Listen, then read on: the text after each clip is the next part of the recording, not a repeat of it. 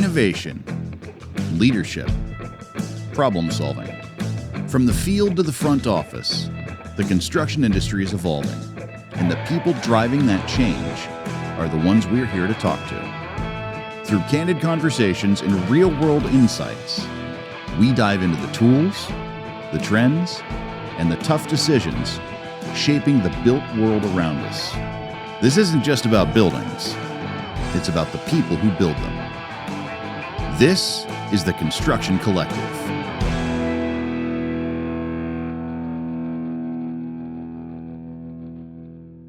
Hello, everyone, and welcome to the Construction Collective, innovators, leaders, and solutions driving the industry.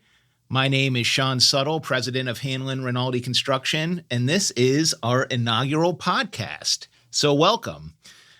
Joining me today is Rachel Schank, our director of marketing for Hanlin Rainaldi, and we're going to see where this first podcast takes us. And I guess the first thing I'll ask Rachel is, and I'll answer my own question, is why did we decide to start a podcast? So what we do, we're a commercial general contractor based in Columbus, Ohio. We don't self-perform any work. We subcontract it all out, and we work in about 30 states. And we noticed that there are not too many commercial construction podcasts out there. So we thought, why not? We're looking to bring guests on to share insights, similar experiences. You know, sometimes we get to a place where we think we're the only ones dealing with a problem or an issue, when really everyone is. A lot of people are dealing with the same things we are, and we can commiserate, one, and two, we can learn. And so I think a lot of times when you get the conversation flowing, it's educational. We don't feel it's isolated. We see other people are dealing with the same issues that we're dealing with. And I always feel after those conversations with peers or folks in the industry, I always come away feeling more energized. Like, okay, I'm not the only one dealing with this issue. I'm not an idiot. And so it just becomes a learning experience. And I think being open to learning and new things really helps propel growth and just an overall learning and understanding about what we're doing. So those are my reasons, Rachel. What are some of your reasons? And Rachel, as our director of marketing, she likes to refer to herself as a marketing maven. So yeah, what are some of your thoughts about the podcast, about what you're looking forward to, and what we want this podcast to what are some of the outcomes we want? Yeah. So, when I started in the construction industry, really didn't know a whole lot, and I feel like I've learned a lot in the last few years. But a big part of joining this industry is that it's truly a doorway to get to meet some amazing people in the city who are decision makers and innovators, who have lots of amazing ideas, have done a lot of data compilation, and have amazing presentations and information to share. So as I've ventured into the industry and into the marketing, I've gotten to go to a lot of amazing events where there's different speakers talking about what they're doing and what they're driving in the industry and beyond.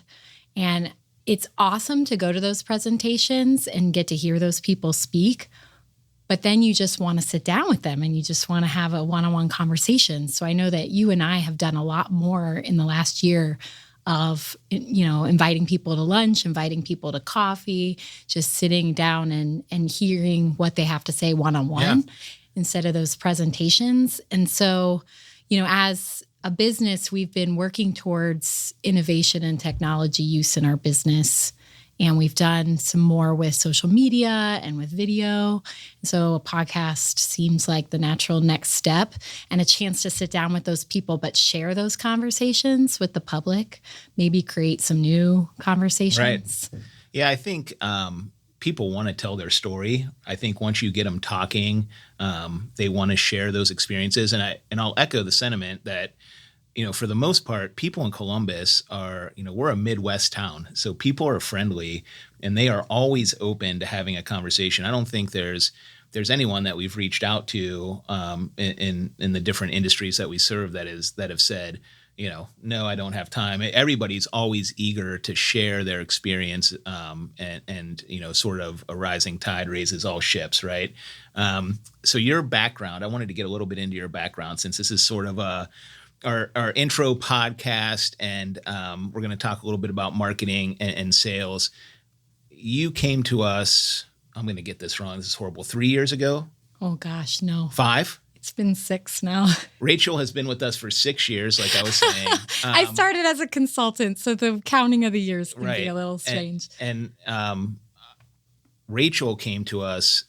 She's my neighbor, and I want you to talk a little bit about sort of how this whole thing. At Hanlin, we didn't have any marketing. I was a sales guy. I was wearing multiple hats. Hanlin Rainaldi is 33 years old this year, and we were just sort of, relying on past relationships. We were sort of waiting for our phone to ring, and I sort of had an epiphany one day where I was like, this plan is probably not a good plan, and it's not going to work. It's not going to work long term. And I was sort of bemoaning to my wife about, I like getting out and meeting people, but when it comes to marketing, I don't really understand social media. She said, you're a lurker on social media. You don't do any active participation. And so she was talking with Rachel one day, and she came home and said, you need to hire Rachel as your marketing person. So Rachel has a really cool story. And so tell us a little bit about what you were doing before Hanlin Rainaldi, and then what your first thoughts are when you first came into the business as a marketer. Yeah. So I was in education for years, and then I left to become a stay-at-home mom, but I wanted to get back into working. And one of the skill sets I had learned working with the Catholic schools was that I did a lot of fundraising. And along with that fundraising... You learned there's a lot of sinners out there working with the Catholic school, probably. No, I was helping them do fundraising because a lot of their money comes from their fundraising efforts. So in the process of improving their fundraising efforts, I overhauled their website. I started social media accounts for them.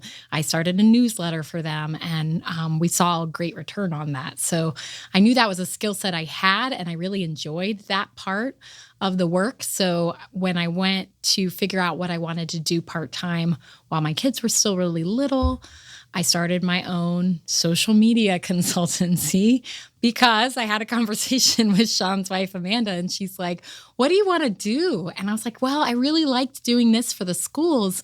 I'd like to try to do this for some businesses. But I admittedly didn't have a whole lot of experience with it. So Sean was generous enough to hire me on as a social media manager, consultant for his business. And once I started kind of figuring out how to run the social media accounts, I got a bunch of other clients from the community who saw what I was doing with Hanlin and said, hey, please come do this for us too. So I ended up with 4 clients.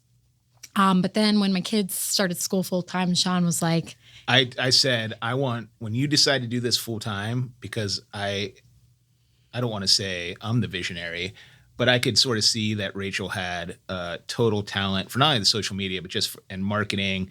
And we could touch on this later. Just you're such a good steward of our culture and our employees. So you wear multiple hats when it comes to that. I told Rachel, I said, all right, when you decide to do this full time, I want first right of refusal. So I was very happy to hear when she came and said, hey, I'm going to fire my other client. I was like, I didn't fire them. I gently set them free, where they are all doing amazing things now. But they've all said, getting into social media was one of the best things they ever did because it really can launch a business quickly. Yeah. It gets you out there. And I think for me, when I first started thinking about how we want to attack sales and marketing, I had talked to some peers, and we're such an interest. I mean, all industries, I guess, but everything is on the relationship, right? Do our clients trust us to do what we say we're going to do? They're trusting us with big projects, timelines. So are you competent enough to take this $300,000, $3 million, $8 million job and deliver it on time, within the budget, and, with the quality that they expect. So when it came, to thinking about sales and marketing, I was like, well, it's me. I have to go out and meet and shake hands and meet all the people, which I still do. But people look at things different now, right? People search for general contractors on the internet.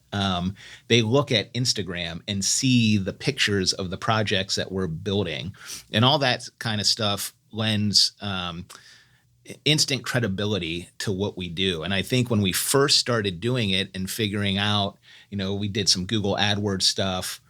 Instagram was our big push. And then we started getting some feedback on those things. And that's when we really realized that people in our space, competitors, peers, they all have a social media presence, but they don't keep up with it. A lot of them don't, right? And so the feedback we got, we definitely got some leads and some opportunities from it, but it was hearing our other peers in the industry going, who does your social media? This is amazing. Like, it was like I was getting emails and calls, and that's when we sort of jumped in and just started pressing, and really Rachel dove into sort of the analytics of what people like to watch. Data. And then your position sort of evolved from there, right? It was like social media, and then it's way beyond social media now. But I mean, marketing it's all encompassing. And I feel like, I support the branding, but it's more supporting the culture. Our business is very people oriented. So it's less about how we look and more about showing off all the amazing things we're doing with all these different amazing businesses, our team, and how awesome they're performing. Yeah. And just showing our projects and that we're working on, and also kind of educating the public on how the process works in our industry. It's all encompassing out there, and I think everybody likes to see it. What would you say? So, like, do you remember the first project we ever did? The first little marketing thing we did, the handout? Oh, yeah. The book with we did like a book. We worked with Igloo Letterpress. Yeah, it was fantastic. Allison was amazing. Yeah. And we got our logo imprinted on the cover. It was really neat. We were like, hey, we need something to hand to clients when we go to meet them, not just here's our business card or here's a handshake. We had this little field notes book made with a scale and some construction measurements or formulas in there and some pictures or bios, which I thought that was like the first thing we did. And now it's morphed to hats and vests and back scratchers, golf balls, I have another notebook in the works for you to look at. Well, that was our first thing. But my question is sort of going back is, we started with that book, then we focused on social media. Talk about sort of the evolution, if you can, and I'll sort of help you, but like from where we were then to where we are now, and sort of how your role has evolved, or how we've evolved, or you've evolved marketing for Hanlin Rainaldi Construction. Yeah, when we started, I always like to joke that it was a small team and everybody's communication style was just to shout across the hallway to each other. Right. It still is. We still get to do that. And then it just was like pedal to the floor. The business just started growing really fast, and we added so many new team members over the years. And it's also because of that, because of the growth and because of the new team, like our culture has evolved and grown, and that's reflected in every stage of our social media. It's reflected in every stage of our marketing materials. It's like we're constantly evolving to the next level. Right. And it's really like doing a podcast. Yeah, like doing a podcast. Yeah. It's really fun to watch. Sometimes I just feel like I'm hanging on to a moving train, but it's constantly changing, and I think that's why I love it. Yeah, and I think that's the fun part is you really don't know what you don't know when you start going down this path. And, it starts with handouts and what do we want to give our clients after we meet them? What do our proposals look like? Are we doing Christmas gifts? What are we doing? Like all these things come into play, and you're putting so much time and effort into them. It's just because you want to get better and better and be the best. But like you said, that all takes time. And you have to constantly reevaluate. Does this make sense for where we are now? Yeah. I mean, we don't have to do some of the things we used to have to do. Right. But we have to do new things. So it's just a constant evolutionary process.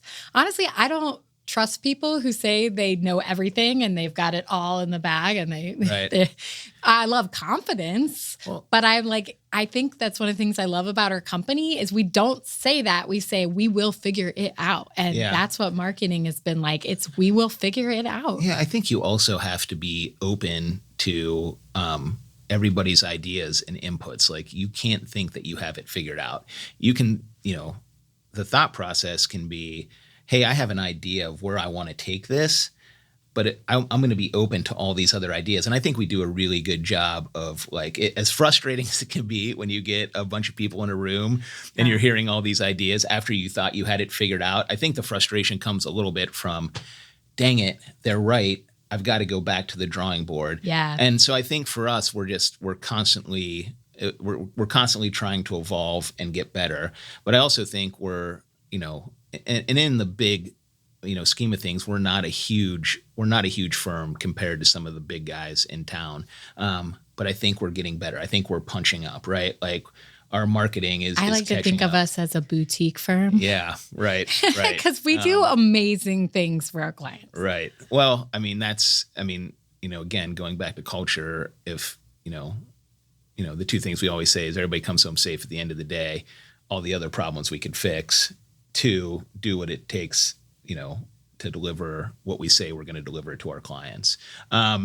So tell us a little bit too, Rachel. You got involved in SMPS, yes, which is the Society for Marketing Professional Services. It's a mouthful, but it's amazing.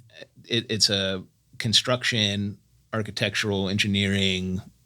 It's the AEC industry. Okay. Yeah. So tell us what your position is there now, and tell us some of the lessons you've learned from SMPS. Oh my goodness. I'm going to gush because I love SMPS. It's been amazing to me. Just a reminder, this is a Hanlin Rainaldi construction podcast, not an SMPS podcast. Yeah. I just wanted to say that before. You got to cut me off.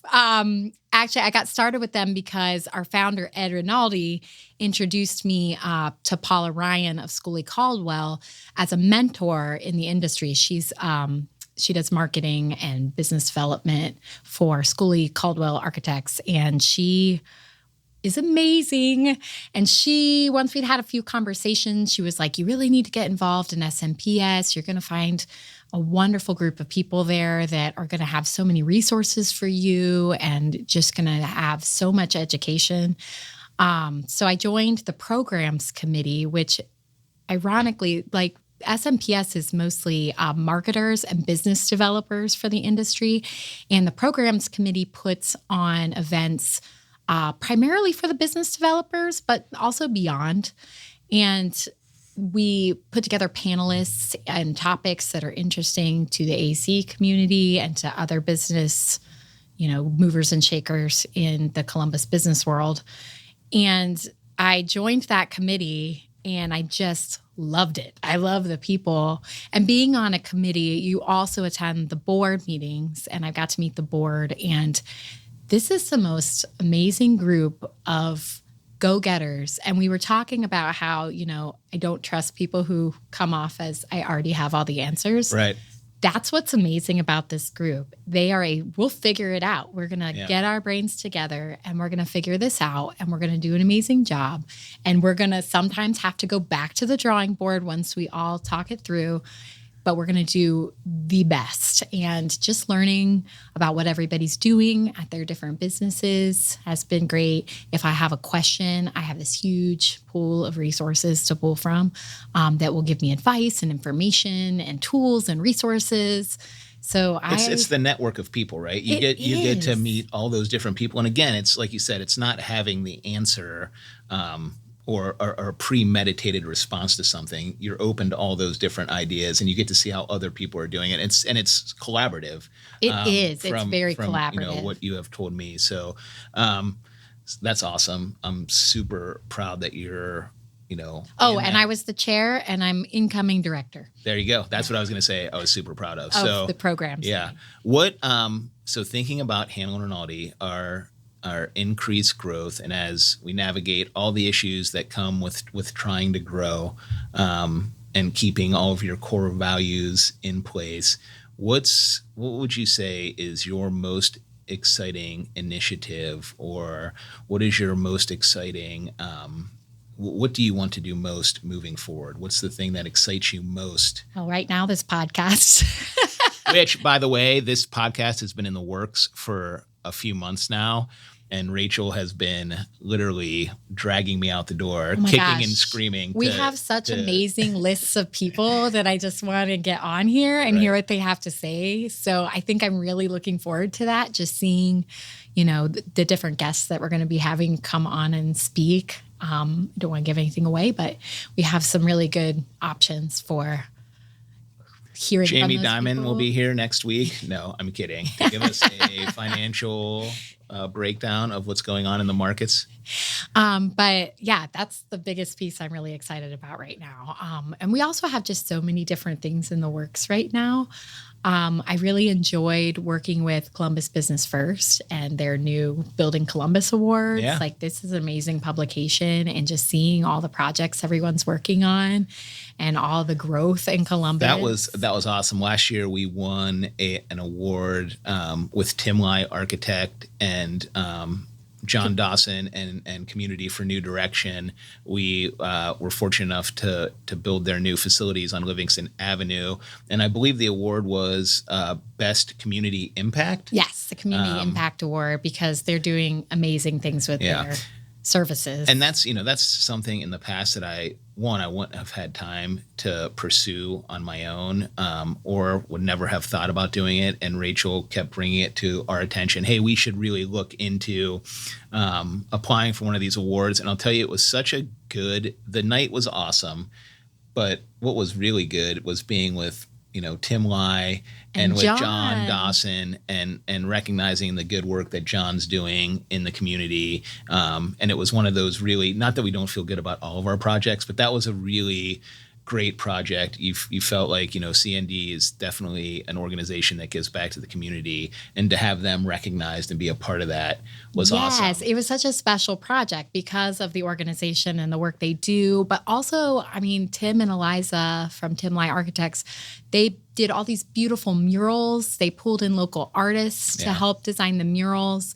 They pulled in volunteers, and we volunteered to go paint the murals all over this beautiful building for this organization doing really important work. So it was nice to be able to celebrate them publicly and that project and with everyone. And I look forward to the next one. Yeah. So, well, look, I can't wait to see what rabbit you're gonna pull out of your hat next with marketing. And Rachel is always dragging me along, kicking and screaming, because there's always so many things. But I'm so grateful for the position that you've put us in, and the amount of work you've put in to just become, one of the top marketers in this industry in Columbus in such a short time. But in closing a little bit, we're going to keep it short on our first podcast.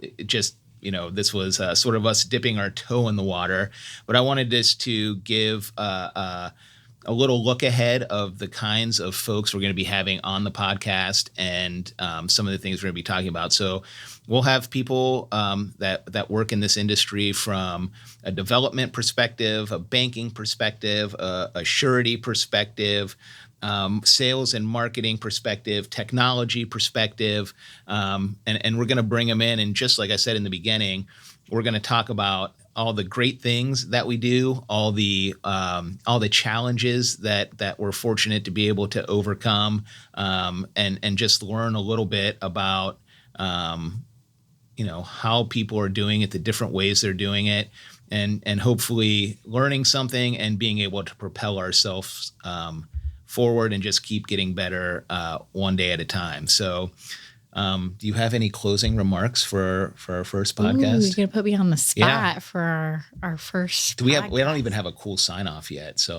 we'll have to keep working on that. Yeah, we really do. Good night and good luck, maybe. I don't know. Good night and good luck. What is there it a trademark on the presidential address? I don't. God bless America. No, Columbus is in an interesting and exciting phase right now, and I'm thrilled that we get to be part of the conversation. So that's a great point. Columbus has been a boom town. Hopefully we continue on that path. And I think there's a lot of exciting things in the pipeline. And so for the Construction Collective, Sean Suttle signing off. Rachel Schank signing off. And we'll see you next time. Thank you.